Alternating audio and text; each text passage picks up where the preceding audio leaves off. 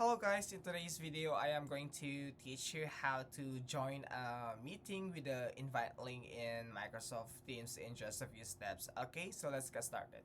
So what we're gonna do guys, if we need to log in our account or sign in our account in Microsoft Teams website.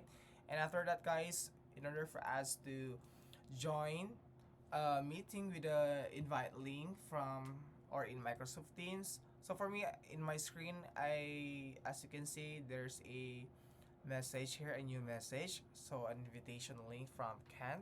So you just have to click that one, and what we're gonna do guys is you just have to click this link, so in order for us to join this meeting. Okay, so after clicking that one, just have to wait.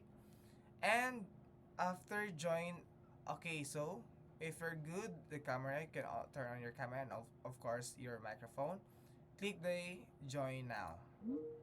So after that guys, here's is hiking, someone will let you in when meeting starts. So you just have to wait guys, the admin to approve um your request. Okay, so that's it guys. I hope you enjoy and learn from these quick tutorials, and please don't forget to like and subscribe for more quick tutorials in Microsoft Teams. Thank you.